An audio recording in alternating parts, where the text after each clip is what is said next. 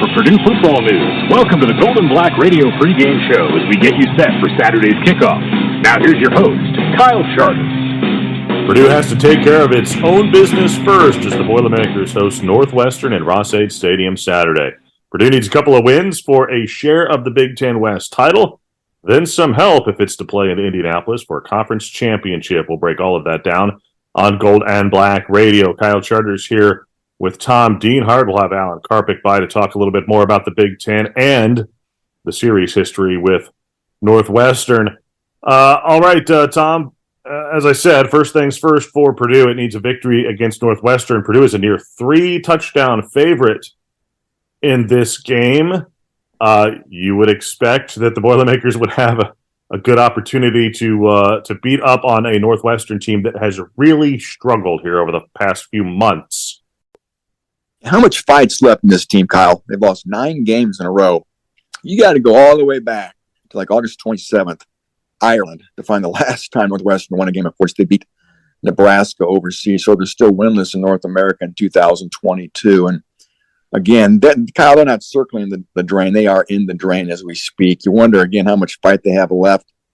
It's going to be cold. They really have nothing to play for.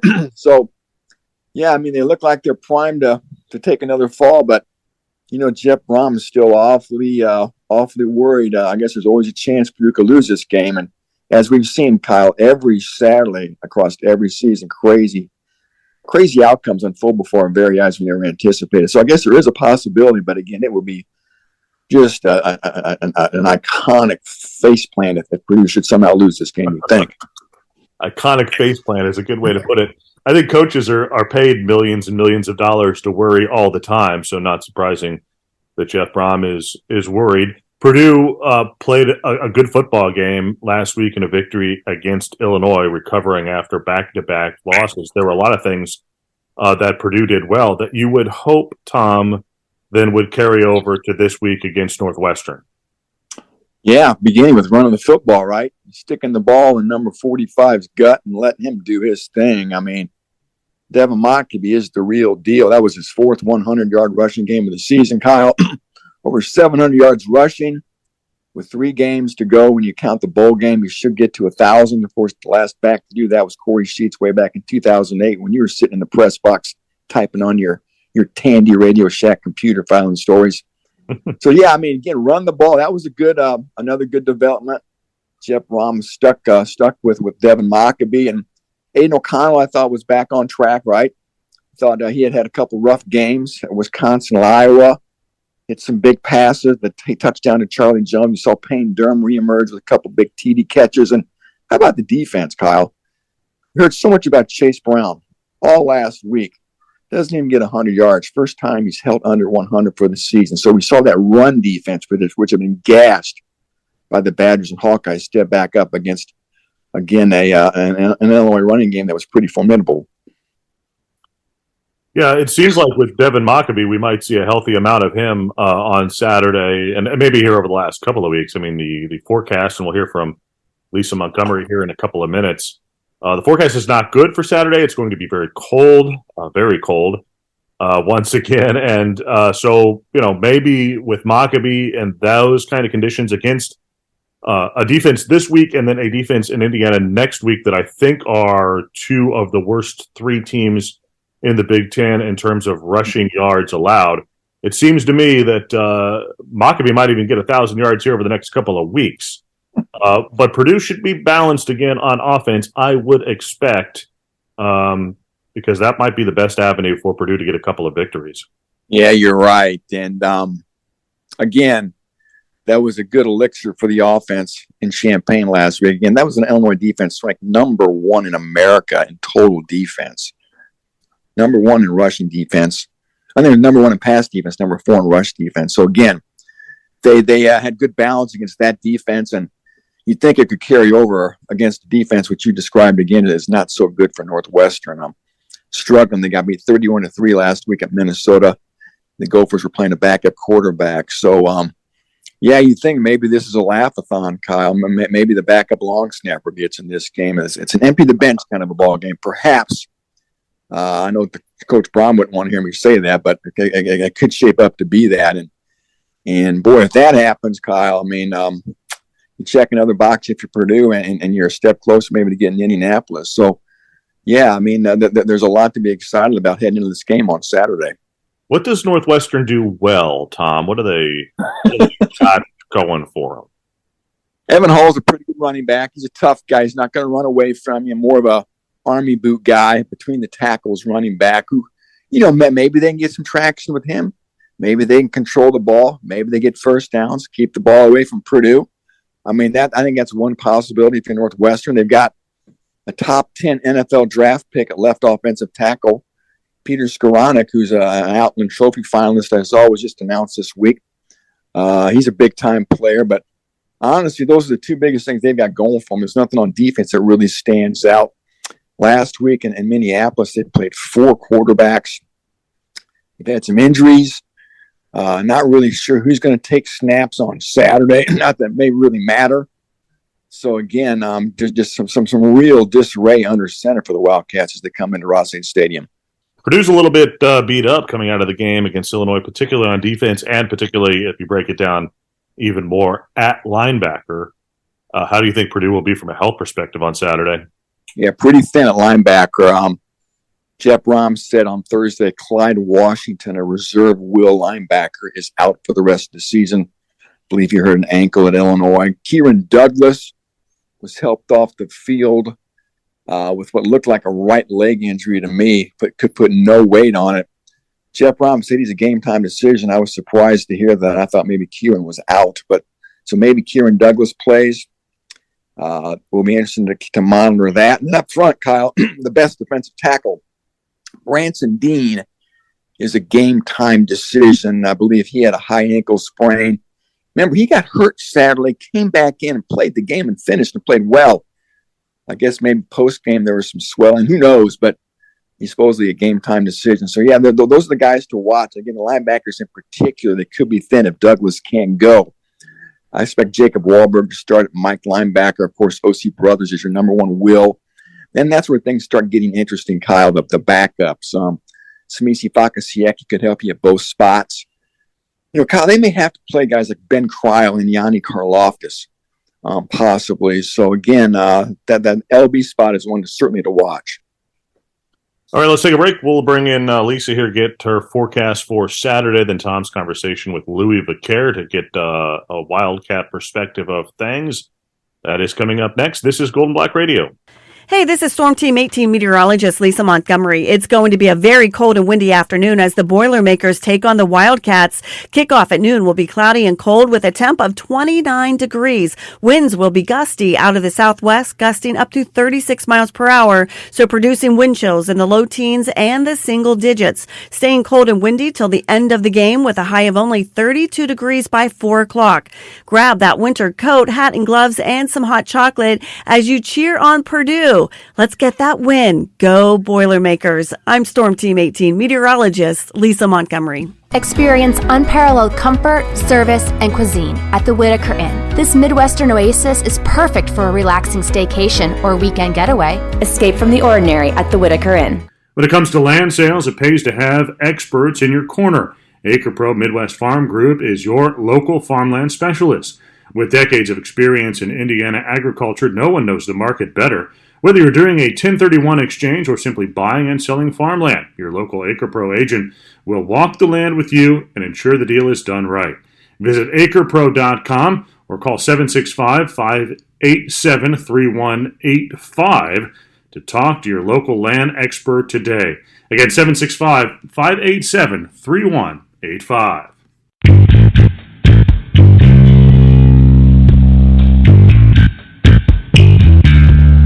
It's time to break it down as we go in-depth about Purdue's opponent.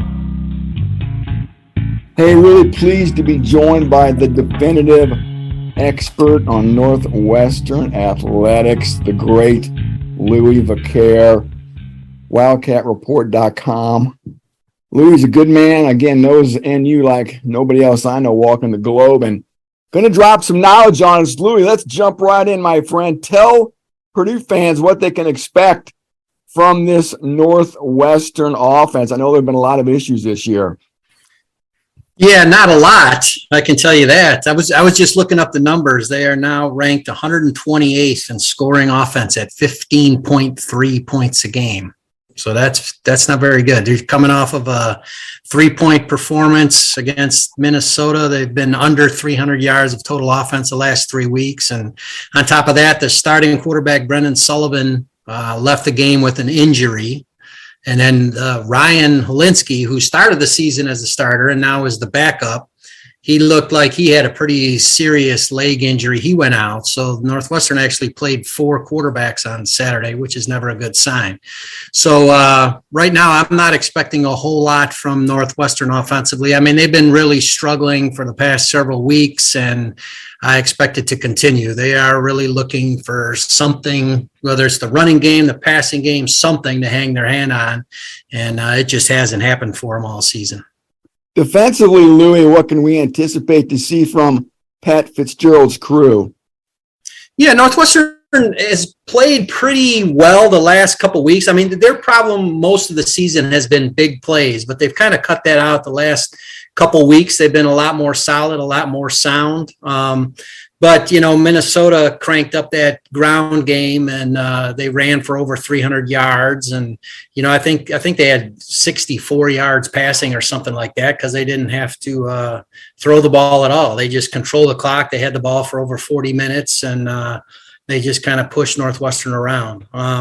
Northwestern has, struggled defensively too. I think they're in the 80s in total defense and scoring defense. And again, they were victimized by big plays, but lately it's been more the running game. It was kind of the same thing we saw last year, where they get moved off the line of scrimmage and teams are able to control the clock and run the ball on them pretty effectively. Now, I know that's not Purdue's game plan, but a lot of teams have been successful against Northwestern with that.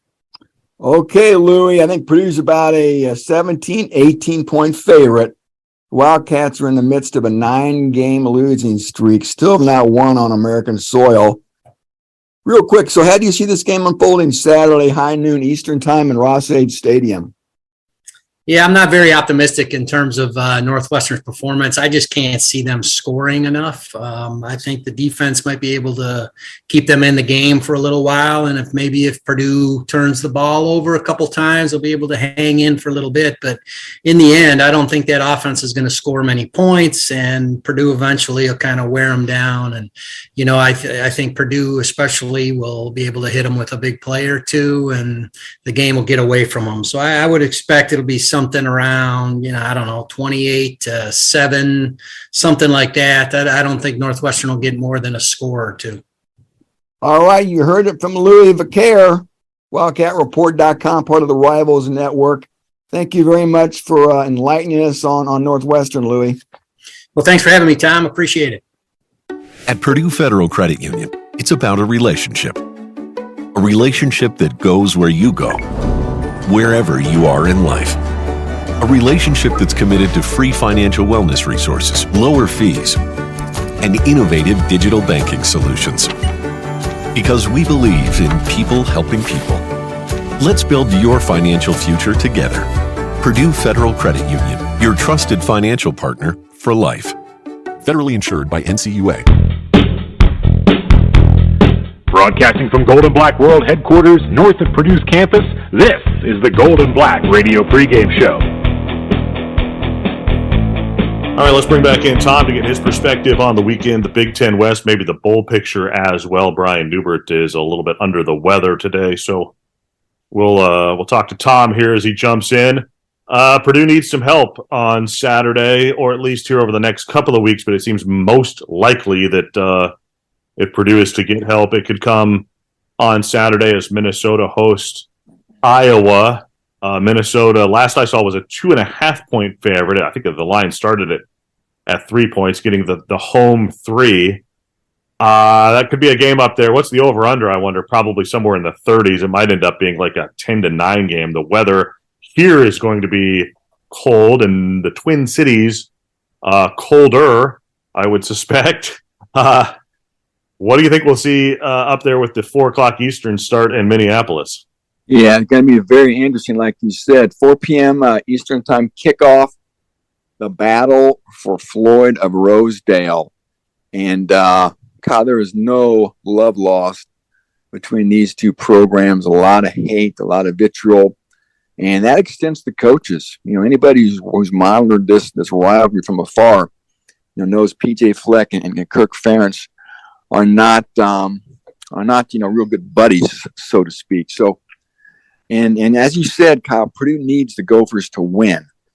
And of course, Purdue has to win out against Northwestern and Indiana. So this is really it, because Iowa's last game is at home, the Black Friday game against Nebraska. We all know how bad Nebraska is. So there's no way the Huskers are beating Iowa in Iowa City. So this is the game Purdue has to hope the Hawkeyes lose. And again, if they lose up there and Purdue can win against the Wildcats and win against the Hoosiers, they are going to Indianapolis to play for the Big Ten championship. Now, Iowa, Kyle, the other Big Ten West team with the best shot, needs to win out.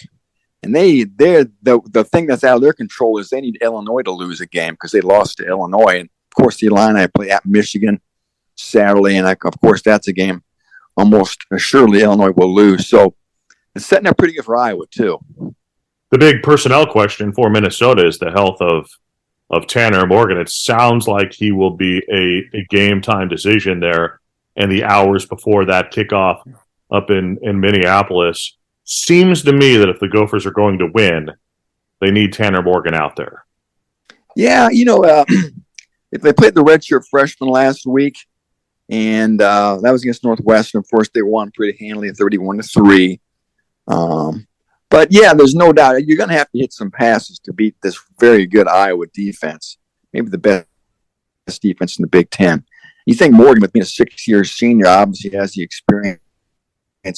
We're best equipped to do that. But, just communicating with some of the beat writers up there this week, they didn't think it was going to be that big of a deal if Morgan played or if he didn't. I think the big key from Minnesota is Mo Ibrahim. If he can run the football, he's terrific. One of the best running backs in the Big Ten, if not the nation, has a string of 10 or 1,100-yard rushing games in a row. If they get traction against that good defense of Iowa's, they're probably going to win. It won't matter who the quarterback is. So, yeah, it's going to be interesting. I'm like you. I would feel better if it was Morgan, but I don't cover the team. But it's going to be a big ball game. And never before, Kyle, so many Purdue fans become Minnesota Gopher fans in a 24-hour period here. Yeah, row the boat, right? Row the boat. Row the boat. All right, let's lay this scenario out. Purdue wins. Minnesota wins. What is that atmosphere going to be like down in Bloomington 2 days after Thanksgiving if Purdue is going to Indiana with a chance not only to win the Big Ten West, but a chance to get into the Big Ten championship game? It'd be like a de facto Purdue home game, right? I mean, Thanksgiving weekend, it's an easy trip to Bloomington for all those Purdue fans that live in Indianapolis or even in the Purdue County area. So it could be, again, like a festive atmosphere that's almost like a Purdue home game. If that much is riding on the line, they could overtake Memorial Stadium down there. They got a lot of shades of the 2000 bucket game in Ross-Ade Stadium, right? You were probably at that one. Oh, yeah. The Montrell Low game when Purdue won to clinch the Rose Bowl berth. Well, this game, Kyle, would be every bit as big, I think. A Rose Bowl bid is not on the line, obviously, but a chance to at least play in the Big Ten championship game would be an epic feather in the cap for Jeff Brom and this Purdue football program. So it would be one of the biggest games in Purdue history, I think.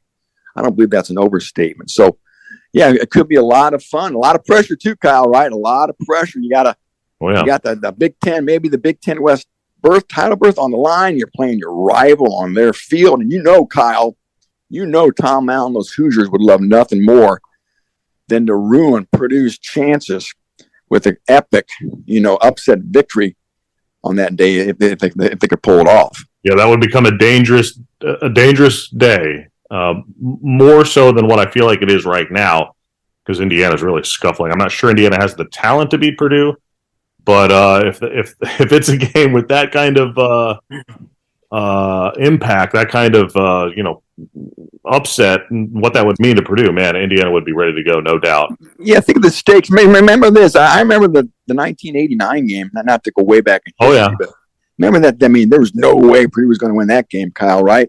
Well, they they not only won, they ruined IU's chances to go to a bowl, and they trashed Anthony Thompson's Heisman Trophy hopes. Yeah. So again, you just never know in these crazy rivalries what can happen.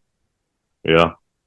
All right, so the bowl picture, Ohio State, Michigan, the winner likely of that game then goes on to win the Big Ten championship, goes to the college football playoffs. The loser probably to the Rose Bowl, though I suppose they could still get in to the playoffs. But let's say they get into the Rose Bowl then. What happens after that, in your opinion? Yeah, again, I think you make a good point. Both those teams could make the playoff, Kyle. If it's a close game, if Michigan or Ohio State loses a close game, boy, again, there could be a chance the Big Ten gets 2 in. But at that, like you said, at least they're going to get 1 in. Michigan or the loser, wherever that is, probably goes to the Rose Bowl. Then I think if you're a Purdue fan, you hope Penn State, the quote-unquote third best team in the Big Ten, gets a New Year's 6 bowl bid. And I've seen a lot of projections, Kyle, that they have them playing in the Cotton Bowl against Central Florida. So that, if that happens, that pushes, the bowl selections up for all the other Big Ten teams. And probably creates a better chance for Purdue to maybe get one of those sweet Florida bowl spots in Tampa or Orlando. So I'm sure a lot of the listeners check those bowl projections by Jerry Palm and Brett McMurphy and those types, and probably have seen Purdue in Tampa or Orlando. So I think that's probably a good opportunity. I think the competition for those bowl spots will be between Iowa, Illinois, and Purdue.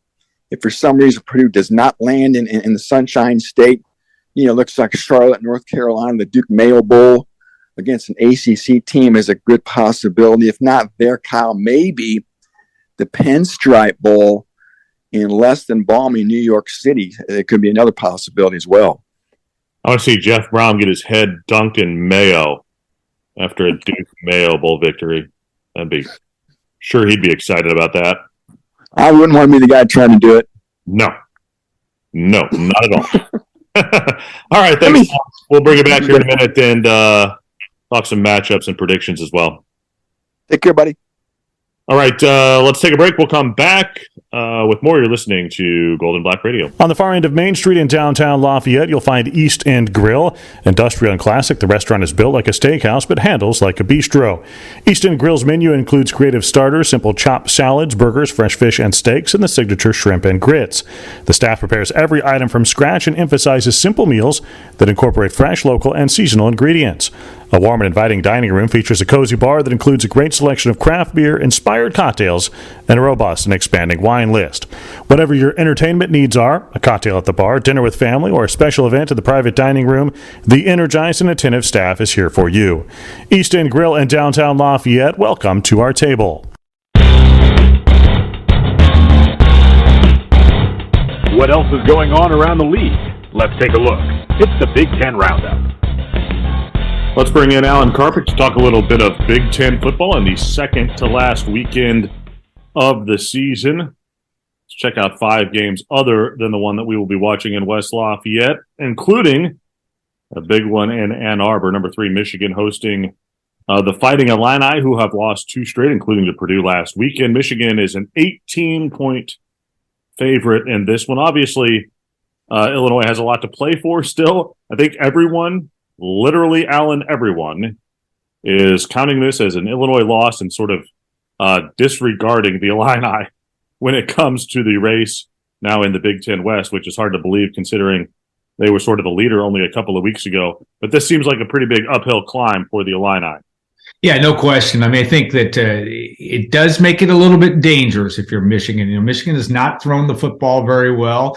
J.J. McCarthy has kind of struggled to some extent over the last several weeks. And the formula seems to me, now Purdue did not throw for 400 yards, but did throw for an efficient 237, Aiden O'Connell did. Seems to me that is, the last 2 weeks in Illinois' troubles losing to Michigan State and to Purdue, that passing offenses gave the Illini a little more trouble. Still, I don't see Michigan losing this game, but it could be tighter. And of course, obviously, a big factor is Chase Brown's relative health. Can he run the football? Purdue held him under 100 yards. Michigan has got a much more staunch defense than Purdue does, though Purdue played well last week in the right situation. I think Michigan has enough to get through it, but I think it could be a dangerous game, and that line might be a little tighter than predicted. Another noon kick on Saturday, Wisconsin traveling to Nebraska. The Badgers still looking for bowl eligibility. They are 500. Nebraska is not. They seem to be playing out the string. Wisconsin a favorite by 10.5. I would imagine the Badgers are able to go to Nebraska. It just seems like a team that has just given up a little bit. The curious thing for me is what happens with the Cornhuskers here in a couple of weeks. Like, what direction do they go from a coaching hire? It just seems like sort of still a mystery to me. It is a mystery, and I think they're in a whole lot of limbo, at least from maybe our collective perspectives. It does seem that way.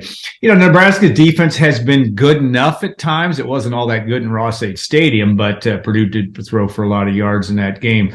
Wisconsin hasn't been very good on the road, but I'm not sure it matters. I still think Wisconsin's got motivation, obviously, for bowl, but also Jim Leonhard wants to prove, both coaches in this game want to prove that they belong, but Mickey Joseph is not trending in the right direction, one would think, at Nebraska. So I think Wisconsin will get through this game. Won't be pretty. It never is, it seems like, anymore. The only pretty game Wisconsin played this year was against Purdue, sadly for Purdue fans. But I think that Wisconsin gets the job done at Nebraska.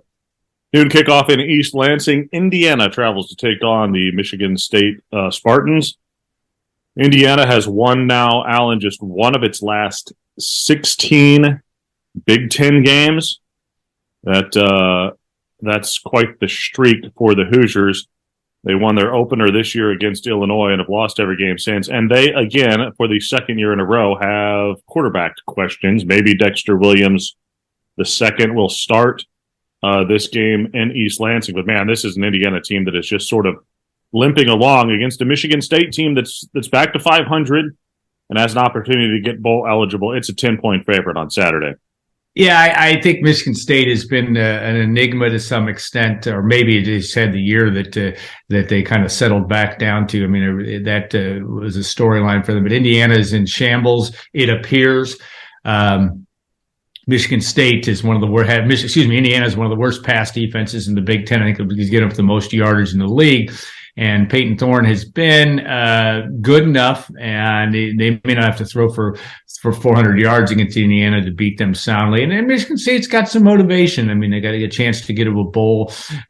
Beating Illinois may have turned their season around a little bit, or it gives them a chance to do that, and they can end the season on a positive note. So I expect them to do that. And it's going to be cold in West Lafayette, but it's going to be really cold up in East Lansing this weekend.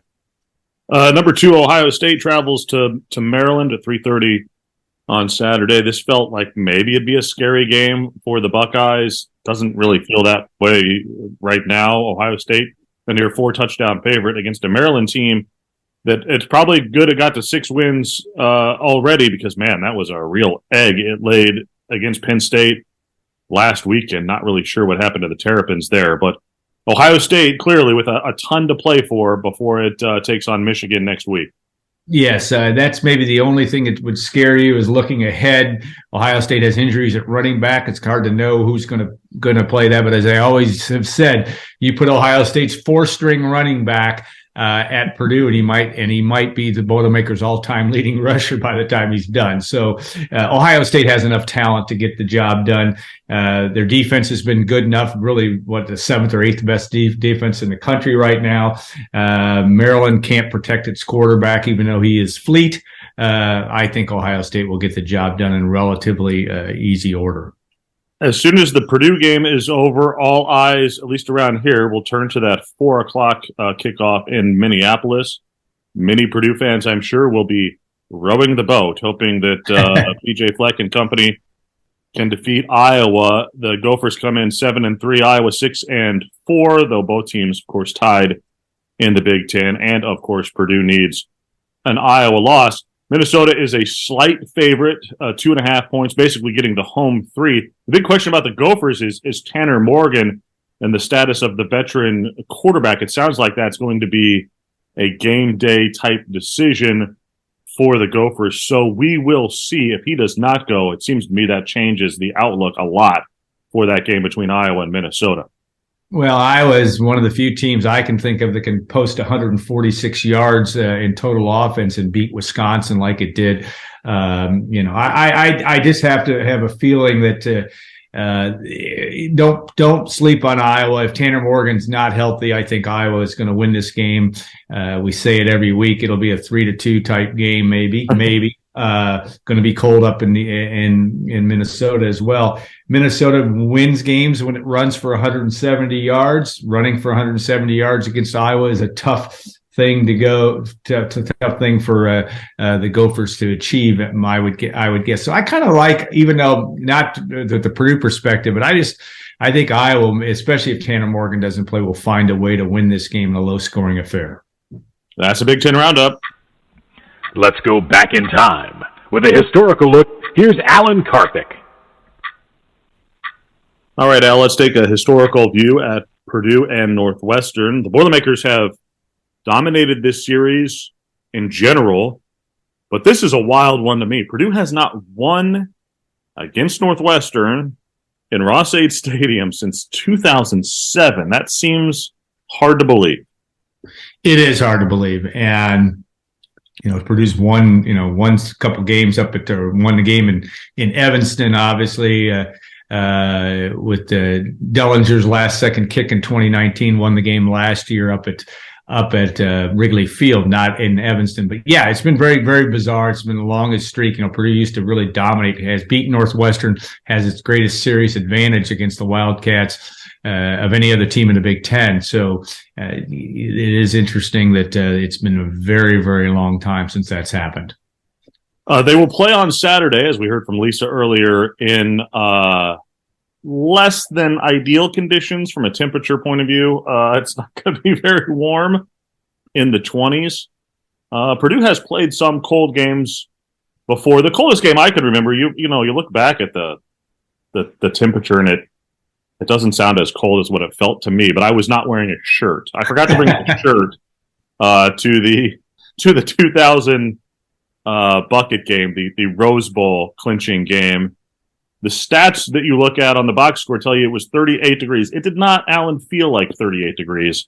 And of course, it got cooler as that game went on. And without a shirt, I don't think that helped matters a whole lot. But there have been other cold weather games that the Boilermakers have been involved in, at least a little bit, right? Yeah, I think the last one, and I could be wrong on this one, and I remember it because we gave away Smokey the Bear trading cards. I was working in the athletic department. I was standing outside Purdue, Iowa, November 18th, 1989. The great Eric Hunter, the quarterback.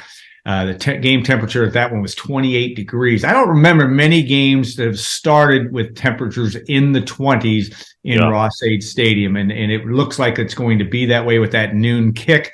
It'll be in the 20s. I do remember some of the more famous ones, 1956. I don't remember that because I wasn't born, but good pictures of Len Dawson in his last game as a Boilermaker against Indiana in Ross-Ade Stadium. I think that game was actually in the teens. So there haven't been, and I can remember some snow games down at IU, 1981 being one with snowballs being thrown on the Purdue players, and that game probably was in the high 20s. But again, a rarity to have games, a game with air temperature under 30 degrees, which is likely to happen at kickoff on Saturday. It wasn't real warm last week. I think the game time temperature in Champaign last week was 34. That's right. Yeah, for kickoff. But wind blowing about 20 miles an hour. It did not. Talking to some people who were there in the stands, it was not. It did not feel very warm last week. So maybe a little bit of preparedness for the Boilermakers having played in the cold last week. That's really true. And the wind chill, I think last year, it was 34 degrees at kickoff.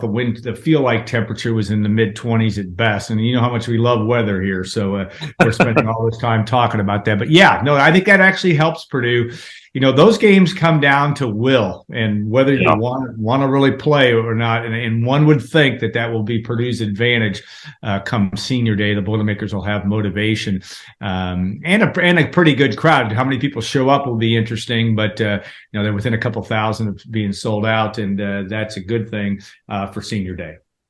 Thanks, Al. All right, thanks, Kyle. That's a historical view at Purdue and Northwestern. We'll take a break. Back with more. This is Golden Black Radio.